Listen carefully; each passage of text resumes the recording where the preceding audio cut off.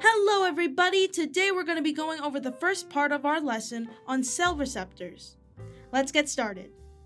Now, what are cell receptors? Receptors are specialized protein molecules that are found either inside the target cell or on its surface. Now, signaling pathways in a cell are the pathways which give instructions for the cell to perform specific functions. This signaling pathway is initiated by the binding of a ligand. Ligand is a molecule that binds to a specific receptor, which brings about conformational changes to the receptor. Now, imagine this is the cell. If it has a cell surface receptor, it's shown here. And a molecule, a ligand, comes and binds to it. And then a response is produced inside the cell. Now let's talk about specificity. Specificity is a strong binding affinity between the signaling molecules and signaling receptors based on certain properties. What are these properties? It might be shape, size, or any other defining factors, allowing them to bind to only one another. The two main categories of receptors are internal receptors and cell surface receptors. Let's talk about internal receptors. Intracellular receptors are receptor proteins present within the cell.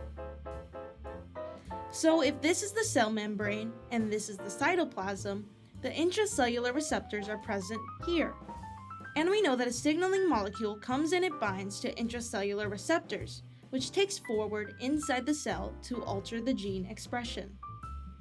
It is usually present in the cytoplasm or nucleus, and responds to hydrophobic ligand molecules that are able to travel across the plasma membrane. Once inside the cell, many of the molecules bind to proteins that act as regulators of mRNA synthesis, which is transcription, to mediate gene expression. Intracellular receptors are special in that they directly trigger these changes by binding to DNA and affecting transcription. So their main function is to mediate gene expression and bind to the DNA molecule. The next receptor we have is the cell surface receptors. Cell surface receptors are membrane-anchored proteins that bind to ligands on the cell's exterior surface. They're usually present here, and they bind to the ligands of the protein. The ligand does not have to cross the plasma membrane. As a result, ligands can be many different sorts of molecules, including big hydrophilic compounds. They don't have to only be hydrophobic, but they can be hydrophilic as well. Each cell surface receptor has three main components: an external ligand binding domain, also known as where the molecule binds, called the extracellular domain, a hydrophobic membrane spanning region, called a transmembrane domain, and an intracellular domain inside the cell. Now, there are three general categories of cell surface receptors: ion channel linked receptors, G-protein linked receptors, and enzyme linked receptors.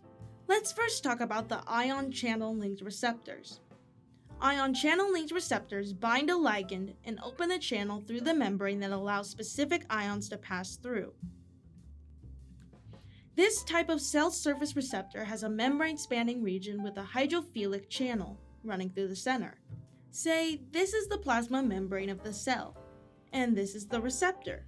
Now when the ligand comes to bind to this, the hydrophilic membrane-spanning region creates a channel that allows this molecule to enter the surface of the cell. This channel allows ions to pass through the membrane without coming into contact with the hydrophobic core of the phospholipid bilayer.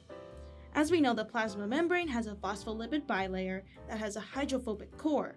That means it does not allow the water molecules to pass. When a ligand attaches to the extracellular area of the channel, the protein structure changes, so this causes a conformational change in the protein structure. So if the receptor was like this, the ligand binds to it.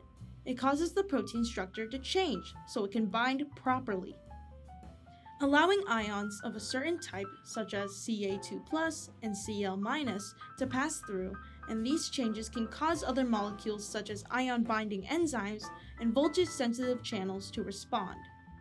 An example of this would be neurons or nerve cells that have ligand-gated channels that are bound by neurotransmitters. And that is it for the first part of our cell receptors series. Make sure to check out the next video to learn more about the types of cell receptors and go more into detail. Thank you so much for watching. Make sure to like and subscribe.